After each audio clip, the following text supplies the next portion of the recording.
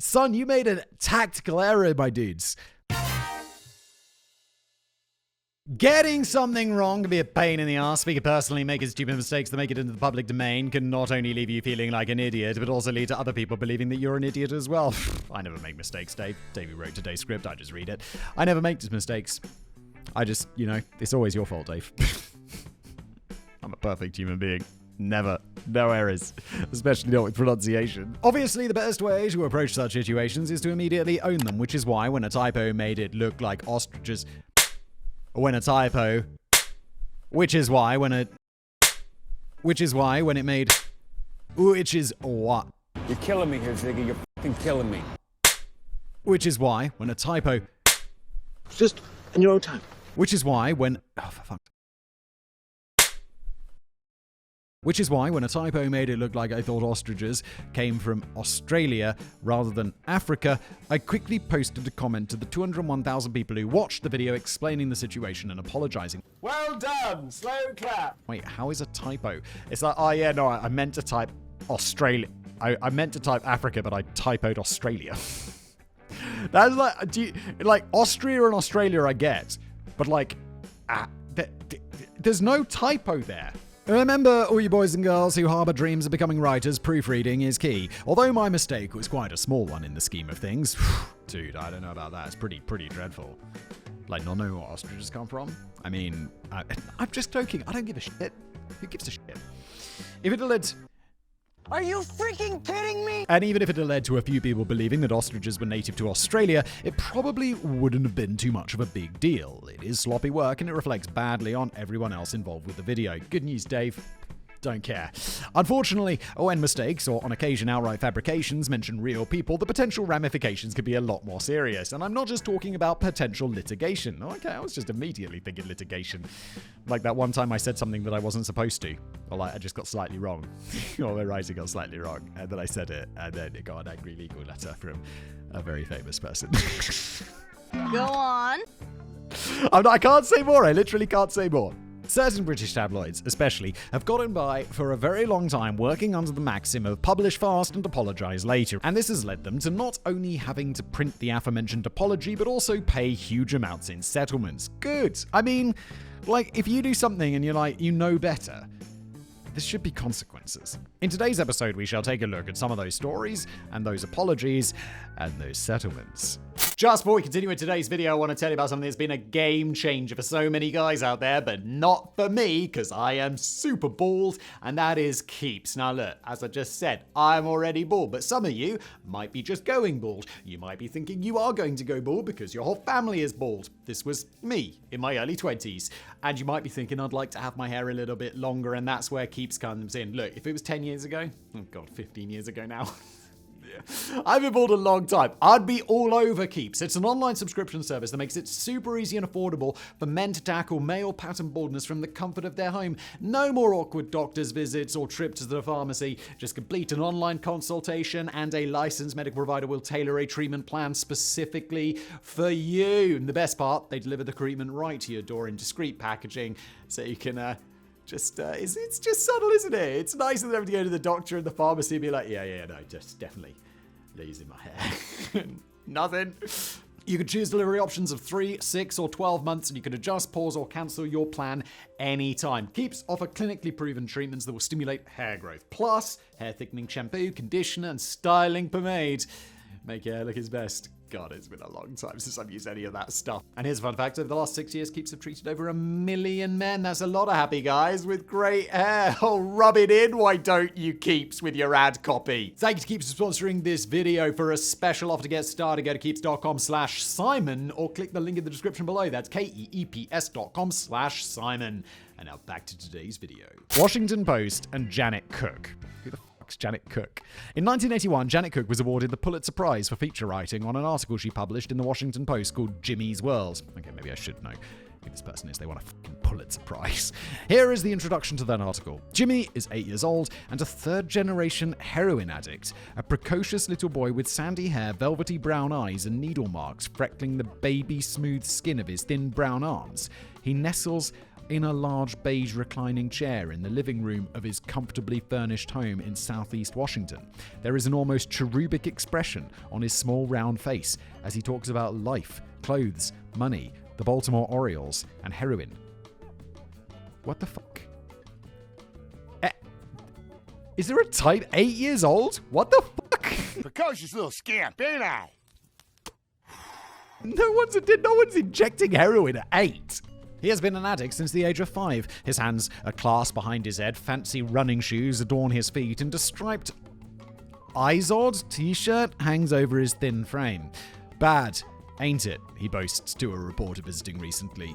I got me 6 of these. 6 of what? What's going on? As introductions go, it's quite compelling. It certainly got me to read the rest of the article. As it turns out, I wasn't the only person. Marion Barry, the then mayor of Washington, D.C., was so moved by the plight of Jimmy that she organized a massive police search in order to locate him. Even in... Oh no, is this not real? This doesn't feel real. This feels like 8-year-old with track marks. It's just like, no, I don't think so. I mean, maybe statistically, it probably is an 8-year-old who's addicted to heroin, isn't there? That's fucking scary. But I don't think this is real, and I think they're just wasting the police time or something. Allegedly, in my opinion.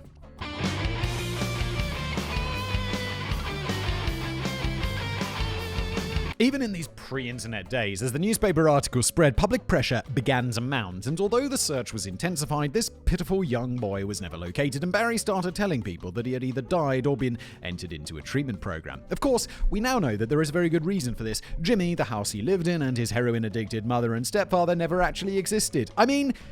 yeah, that's my immediate thought when I hear about an 8-year-old heroin addict who's talking to a reporter about money. Like, my kid's 4 years old, and I think about them in like 4 years, and I'm like, I don't think it works like that. They'd still be like, I like toys. I like unicorns. Magical unicorns. Magical Leopleurodon. Although the Washington Post vociferously defended its reporter in public, going as far as to say that they would not release her notes on the story, even if subpoenaed to do so, they themselves sent a team of 11 reporters, including Cook, out into the field in an attempt to locate and help Jimmy. When Cook was unable to show anybody the house in which Jimmy lived, and later told her editor that the whole family had unexpectedly moved away, higher-ups at the newspaper began to get a little bit suspicious. She's like digging that hole. Oh, God, but what do? You just have to continue the lie because it's too insane to be like, no, I made it up. This is why you shouldn't make shit up like this. It's going to lead to a bad situation. These suspicions deepened when, after submitting her CV to be published after winning the Pulitzer Prize, her previous employers at the Toledo Blade in Ohio noticed some discrepancies and contacted the Post. According to an article written about her a few years later, not content with her own achievements in life, she had embroidered her embroidered? Is that the right word?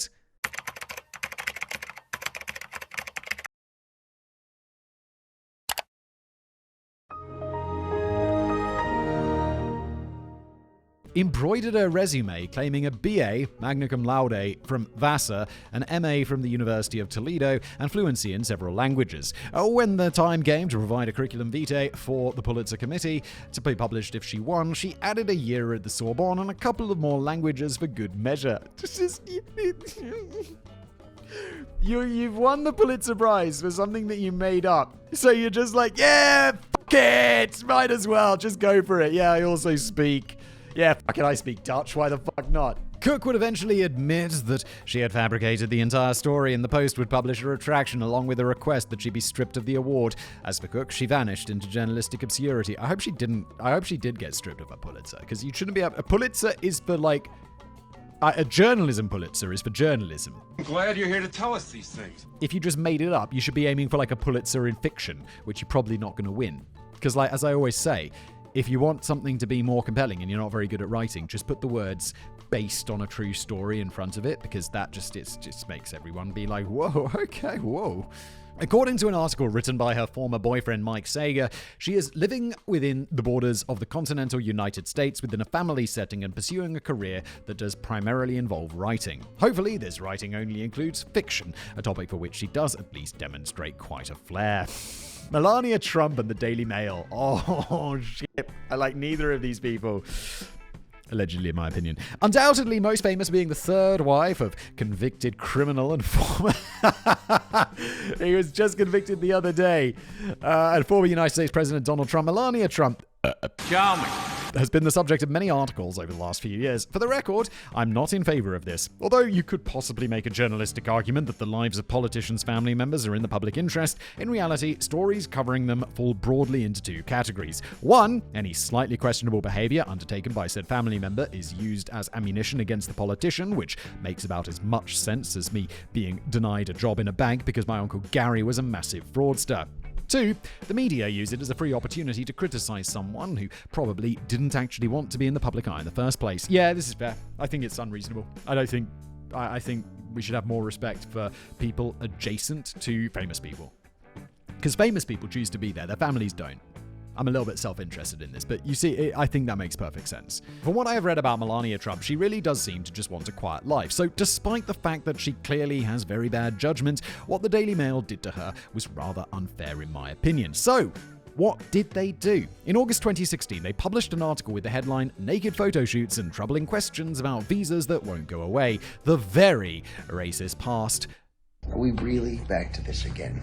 The very racy past of Donald Trump's Slovenian wife. The article, in spite of its catchy headlines, appears to have been, to use the signature phrase of one of Donald Trump's former advisors, somewhat of a nothing burger. Granted, I have not read the article in its entirety because it was taken down and I wasn't able to locate it on the Wayback Machine, but from what I have read, it suggests that one of the modeling agencies that the former president's wife once worked for also worked for an escort agency and invited the reader to infer from there.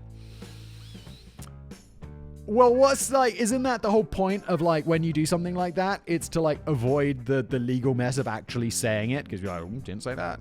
Allegedly, in my opinion. It did include details from various people and suggested that the allegations had no support. But tabloid writers usually know exactly what they're doing, and the seeds of suspicion were definitely planted. Whether or not any of the allegations were true, Melania wasn't having any of that, and with the help of lawyer Charles Harder, the guy who successfully represented Hulk Hogan when his sex tape was leaked online by Gawker, filed a lawsuit against the Daily Mail. The Hulk Hogan thing, I've told this story before, it's one of the most it's fucking amazing.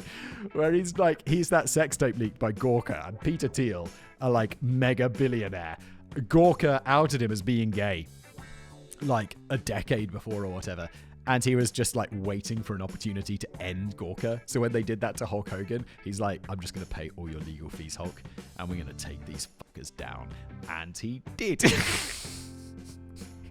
It's such billionaire shit where you're just yeah, I just got so much money. I'm just gonna, your end is coming because you've really upset the wrong dude. Fucking gangster. As far as I can tell, the case never actually made it to court, and the paper agreed to pay an unspecified damage. And the paper agreed to pay unspecified damages as well as issuing a retraction, which read in part, to the extent that anything in the Daily Mail's article was interpreted as stating or suggesting that Mrs. Trump worked as an escort or in the sex business, that she had a composite or presentation card for the sex business, or that either of the modeling agencies referenced in the article were engaged in these businesses, it is hereby retracted, and the Daily Mail newspaper regrets any such misinterpretation. So, this is an apology / non-apology. The Daily Mail regrets any such misinterpretation. It's oh, I'm sorry that you feel bad for something I did. It's such a bullshit apology, allegedly, in my opinion. Now, I'm sure they probably didn't directly imply those things, but I'm equally sure that the article was written in such a way that other people would infer those things. Allegedly, in my opinion. Dave wrote that. I didn't say that. I mean, I did say it, but I also agree with it. The Hillsborough disaster in the Sun newspaper. On the 15th of April 1989, 95 people were killed during a crash at Hillsborough Stadium during a match between Liverpool and Nottingham Forest. Nottingham Forest? I didn't even know there was a football team called Nottingham Forest. Isn't that where is that where Robin Hood's from? Is that a real thing? Although I grew up in a house of football lovers, I've always found the game to be utterly mind-numbing and avoided anything to do with it. I don't understand what you're saying. Anything to do with it like the plague. It is boring. Football's boring. I'm sorry. I know I'm British and I'm supposed to like football, and it's when I was a kid, you'd meet other kids and they'd be like, how you doing? And what team do you support? And I'd be like, I don't support a team. And people would just look at you weird. They'd be like, I once went to watch a football game with a friend of mine who was really into football and his parents. And it was so boring, dude. It was so boring. Halfback passes to the center. Back to the wing. Back to the center. Center holds it. Holds it. Holds it. And we had to stand up the whole time. I thought you'd at least be able to sit down, but we were standing up the whole time for like however long a football game is. It's like over an hour. It's like 90 minutes. God, it was fucking horrible. Therefore, to ensure the events of the day are conveyed accurately, this brief description comes from a sports journalist who actually knows what they're talking about. The match was to kick off at 3 p.m. Supporters coming to Sheffield from Liverpool experienced some delays during their travels, and because of that, fans were extremely anxious to get into the stadium. There was a massive rush to get in at the turnstiles. The police officer in command ordered the exit gate to be opened to relieve pressure, but that caused a bigger problem. People were not directed to open space. They were not directed at all. Like sheep, people naturally just went down the tunnel that was right in front of them. That tunnel was narrow and could not handle the mass of people trying not to miss a second of the match. Had the tunnel been closed and had people been properly directed to side pens, the disaster may not have ever happened. When Peter Beardsley missed a goal by inches, that's a good name, Beardsley. It sounds like a brand of like beard balm. The worst of the crushes happened because of the excitement of a near miss. People were pinned up against the wire fences that were being put up to keep fans off the pitch. The crush caused the crush barriers that were cemented down to snap. People climbed over the fences and spilled onto the pitch. The match was stopped 6 minutes into it. At the end of the day, 95 people were dead and hundreds more were injured. The 96th victim died in 1993 after being in a vegetative state since the disaster. Oh my god, this is a lot of dead for like a crush. So, where does the Sun newspaper come into all of this? With any kind of event like this one, You had one job. Just the one. like any kind of event,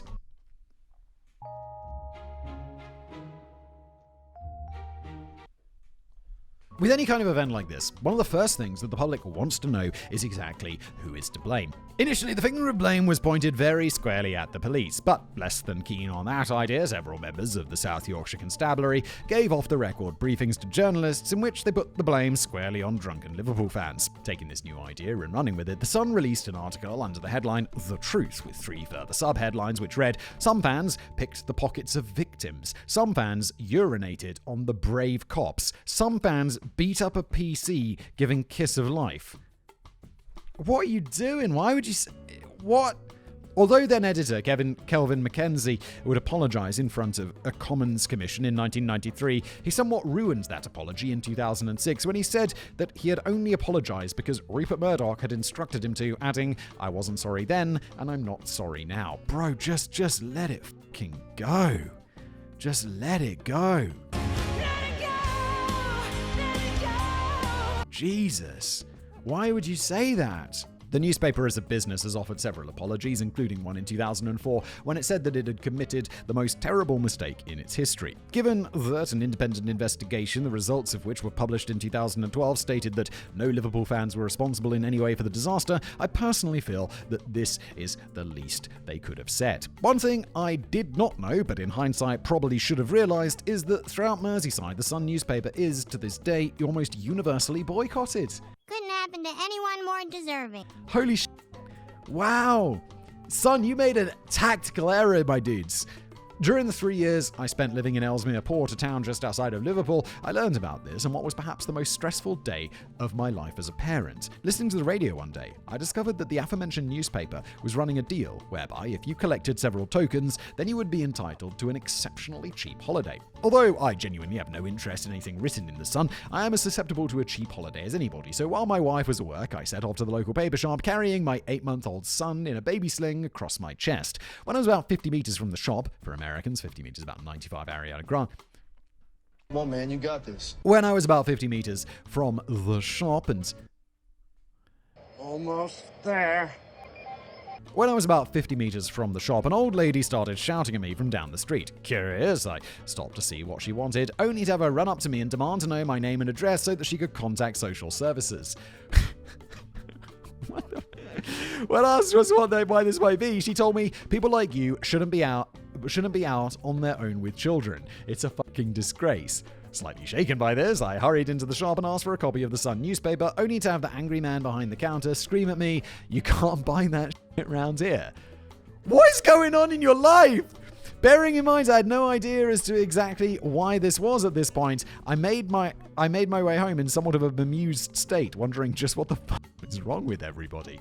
It was a few weeks before I was brave enough to venture out into the outside world once more. I'm fully aware that the last entry was fairly heavy going, so if I may, I'd like to leave you with something a little more humorous. While I was out carrying the research for the script, I came across a list of humorous retractions and thought I would share one of them with you. Wait, Dave, but why was the woman saying these things about you? Didn't even have a copy of the paper yet, did you? Wait, what's going on? You can't leave me hanging. Did I miss something?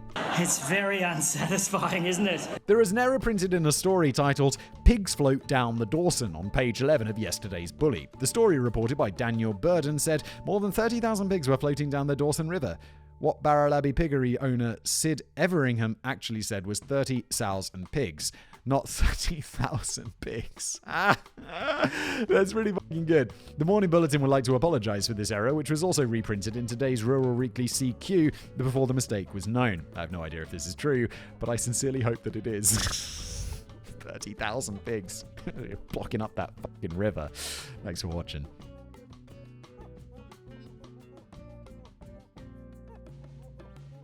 I never make mistakes, Dave. When a typo made it look like ostriches. When a typo. Which is why when it made. Which is what? You're killing me here, Ziggy. You're fucking killing me. Which is why when a typo. Just in your own time. Which is why when. Oh, for fuck.